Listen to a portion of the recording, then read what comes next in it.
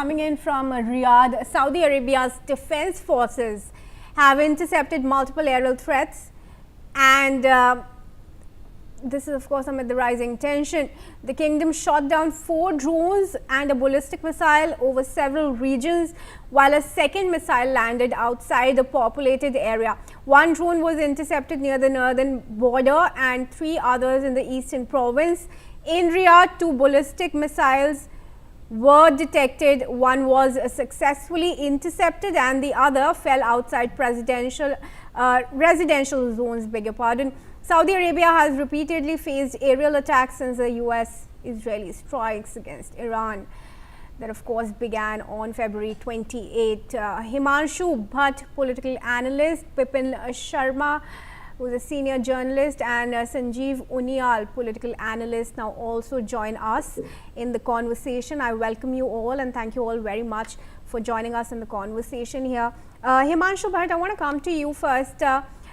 It's crucial and noteworthy that Houthis have not yet joined the fight back. They are in the waiting in the Red Sea. Why do you think that has happened? Why have they not joined Iran's fight up until now, and what moment are they really waiting for?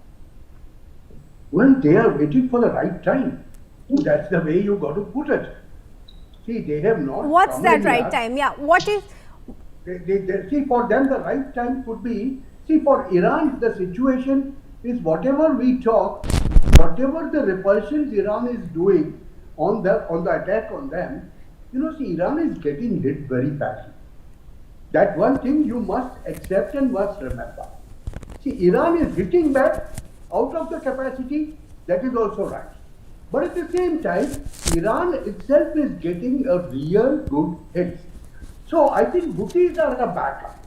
What is going to happen, what I feel is, if something fails drastically, because this coming 48 to 72 hours are going to be very, very important as far as this war is concerned. And if US and Israel has their way, which is quite unlikely at the present moment, in that case you will see, Houthis still where they are. But then what will happen is, if you remember, some time back, when 7 months back, with the 12-day war also, there were 3 aircrafts, American aircrafts, they were targeted by Houthis. And Houthis, mind you, Houthis are a real threat as far as Saudi Arabia is concerned. Houthis can strike directly to the oil fields of Saudi Arabia. And if Houthis also go all out there, then this war will actually, more than Iran, will finish up the Middle East. Because, Saudi Arabia took so many years to stop that fire, if you remember that. In last 10 years, Houthis, the way they struck to Saudi Arabian oil fields, need not be forgotten. Other than the oil fields, we're also looking at a danger to the undersea cables that of course risks an internet shutdown for the entire world, and Houthis are stationed at the Red Sea, along the Red Sea. What danger is really imminent if that happens? Well, that can happen. See, if it goes to the for Iran it's something like this. Hum to डूबेंगे सनम, सबको लेके डूबेंगे in Middle East. That is the strategy they are adopting. Now, if they are going to adopt that strategy and strike back at whatever they have, in that case, Houthis will play a very, very big part. All right, stay on with us, Mr. Bhatt. There are some more updates now coming in. Viewers, the UAE's National Emergency Crisis and Disaster Management Authority says the country's air defenses are currently responding to incoming missile threat from Iran and is urging citizens to remain in a safe place. All right, I want to bring some more news. In fact, now coming in, according to reports, severe strikes are currently underway in Tehran. This video now on your screens shows the electronics building of Iranian Ministry of Defense being completely destroyed after the reported strikes.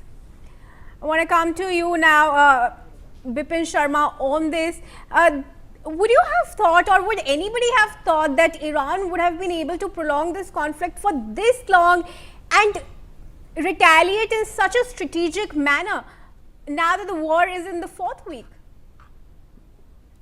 Well, I agree with you completely. No one ever thought that this war would, get prolonged to this extent, because we thought, when these escalations began in the Middle East, West Asia, that it would not last beyond a week's time. But then now 24 days. So I think that speaks volumes. And let us not forget that those whom we have been terming as fence sitters, are they the ones who are, playing the proxy war and supporting Iran? Because we can only speculate as of now. But then the million-dollar point amidst all this is that now who plays the role of a peacemaker? Because if these escalations continue, they are going to be wreaking havoc, and this disruption all the way. You talk about Dubai, UAE, Bahrain, Tehran, Tel Aviv, Beirut. So destruction all around. So now in the light of all this, I think now someone has to take the initiative. Now, who takes the initiative? Who blinks first? Because you can't expect Donald Trump to go down on the knees and then go with a peace proposal, because that will say, he will also think so many times that that will send a very wrong message. So that is something which is never going to happen. Then, and as far as the Israel Prime Minister is concerned, he will never take this move. And now, because the escalations are on the rise, and now the only fear that is on everyone's mind is what happens if there is a severe oil LPG crisis that is already on the anvil. So, and then the nuclear enrichment facilities which are under attack. So I think now someone has to play the role of a mediator, because let us not forget that what happened during the COVID outbreak, every citizen, we are talking from the Indian point of view, every citizen here in this country of 1.4 billion became a warrior, became a soldier. We did to the best of our capabilities, whatever we could do. So now here also, I think the world is looking at India, and we should, build that kind of a perception here, because if we can, make some sort of an initiative, I think the history we'll be able to etch our names in the books of history as someone, as a nation who brought this war to an end, because I think this is the world peace is of paramount importance.